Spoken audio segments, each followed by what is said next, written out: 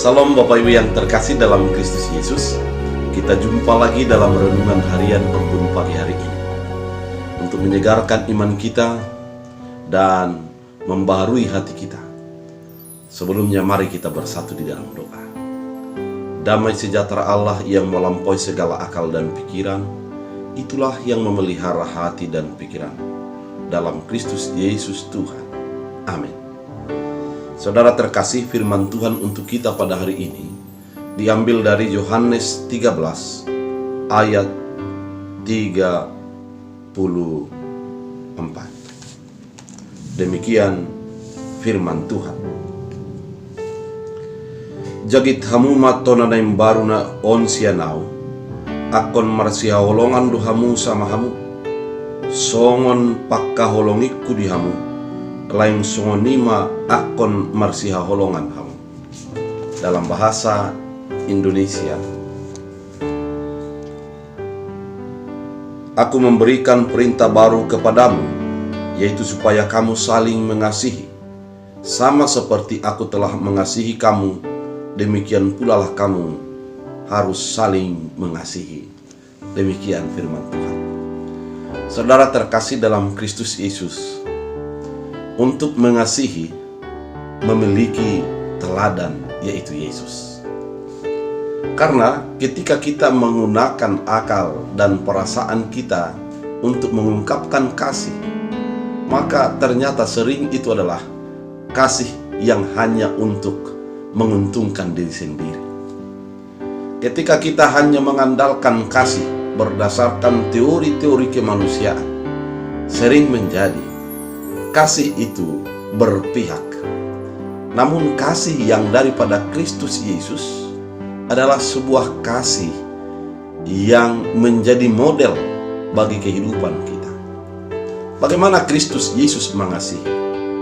Saudara terkasih, ketika Yesus mengatakan mengasihi, Yesus mau merendahkan diri yang Allah turun menjadi manusia.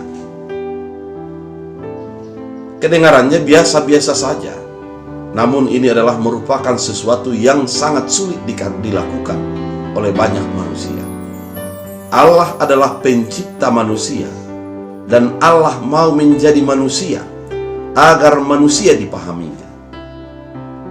Artinya, Yesus mengosongkan dirinya, keallahannya, dan masuk kepada jiwa kemanusiaan, sehingga manusia menjadi mengenal Dia dan menjadi beroleh keselamatan oleh karena keselamatan yang disediakannya. Kalau dikatakan mengasihi berarti adalah merendahkan diri untuk memahami orang yang di samping kita, yang di sekitar kita, yang membutuhkan pengertian.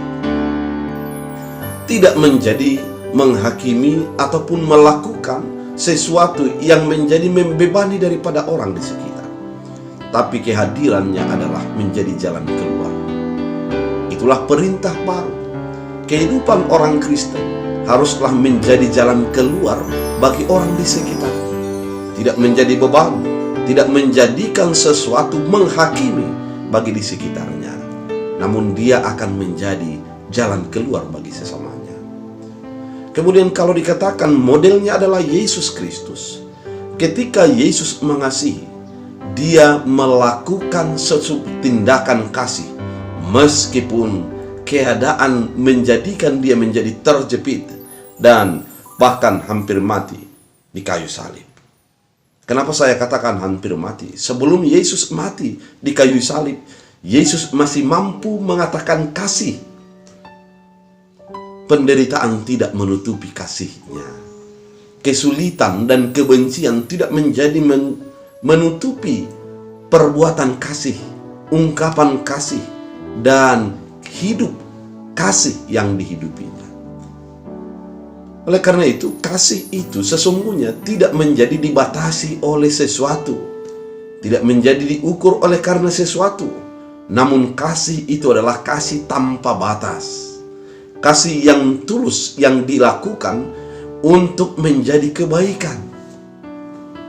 Saudara terkasih dalam Kristus Yesus, kalau dikatakan mengasihi, berarti memberikan diri secara total dengan tanpa syarat kepada orang yang dikasihi. Hal ini merupakan sebuah tindakan kasih. Kemudian kalau dikatakan mengasihi, meniru kepada Yesus sebagai yang mengasihi adalah Dia memberikan nyawanya untuk kita. Meskipun kita tidak mengenalnya, namun Dia sudah memberikan nyawanya untuk kita. Artinya kasih itu adalah universal, tidak memihak. Tapi kasih itu adalah menjadi sesuatu menyeluruh yang diberikan untuk semua orang dengan tanpa memihak. Saudara terkasih dalam Kristus Yesus, kasih ini masih terus dibutuhkan hingga pada saat ini. Tindakan-tindakan mengasihi masih dirindukan banyak orang sampai pada saat ini, yaitu kasih yang berdasar kepada Kristus Yesus. Pola hidup kekristenan kita sesungguhnya harus berrole model ataupun berpatok kepada Yesus Kristus, sehingga apa yang kita lakukan, apa yang kita pikirkan, apa yang kita hidupi berdasar kepada kasih Kristus Yesus dan memancarkan kasih itu melalui kehidupan kita. Saudara terkasih dalam Kristus Yesus, begitu mudah untuk mengatakan kasih, namun begitu bergumul untuk melakukannya. Namun orang yang hidup dan menghidupi Kristus Yesus akan melakukannya dengan iman yang dipancarkan melalui kehidupan sehari-hari. Oleh karena itu saudara terkasih, di tengah-tengah gersangnya tindakan kasih, marilah untuk berbuat kasih. Di tengah-tengah banyaknya orang membutuhkan uluran tangan dari orang yang mengasihi, marilah sebagai orang yang mengasihi, sehingga kasih Kristus semakin terpancar di dalam kehidupan setiap orang. Oleh karena itu, mari hidup mengasihi, karena Yesus telah terlebih dahulu mengasihi kita. Tuhan Yesus memberkati. Kita berdoa. Terima kasih Tuhan atas firman-Mu mengingatkan kami, agar kami mengasihi sebagaimana Kristus mengasihi kami.